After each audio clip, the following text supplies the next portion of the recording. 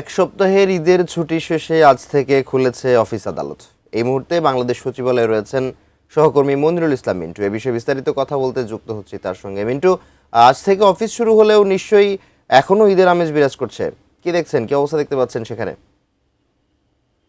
আদি এক সপ্তাহের টানা ছুটি শেষে আবারও কর্মব্যস্ততা শুরু হচ্ছে অফিস আদালতগুলোতে এবং অফিস আদালতের প্রাণকেন্দ্র এই সচিবালয়ে আমরা দেখছি যে 8:30টার থেকেই বলা যায় যে বিভিন্ন মন্ত্রণালয়ের যারা কর্মকর্তা কর্মচারী তারা প্রবেশ করছেন এবং এরই মধ্যে কিন্তু মাননীয় প্রধানমন্ত্রী তিনিও কিন্তু তার যে কার্যালয়ে তিনি প্রবেশ করেছেন একেবারে 9টা বাজার সঙ্গে সঙ্গেই তিনি কার্যালয়ে প্রবেশ করেন এবং তিনি গাড়ি থেকে নামার পরে যারা দায়িত্বপ্রাপ্ত আইনশৃঙ্খলা বাহিনীর সাথে কিছু সময় হচ্ছে তাদের সাথে কুশল বিনিময় করেন এবং তার কার্যালয়ে তিনি প্রবেশ করেছেন এবং বলা যায় যে প্রধানমন্ত্রী তার দায়িত্ব গ্রহণের পর থেকেই একেবারে বলা যায় সচিবালয়ে নিয়মিতভাবে অফিস করছেন, সেটি রবি থেকে বৃহস্পতি এবং সেই অফিসে 9টা থেকে 9:15টার মধ্যেই তিনি তার অফিসে ঢুকে যাচ্ছেন এবং আজকে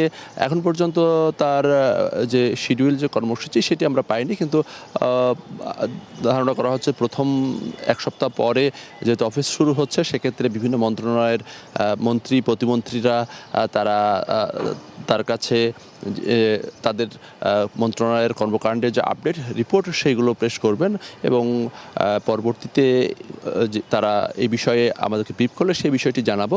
তবে যেটি হচ্ছে যে ঈদের এক সপ্তাহের যে ছুটি পরে আজকে অফিস খুললেও ঈদের আমেজ বিরাজ করছে।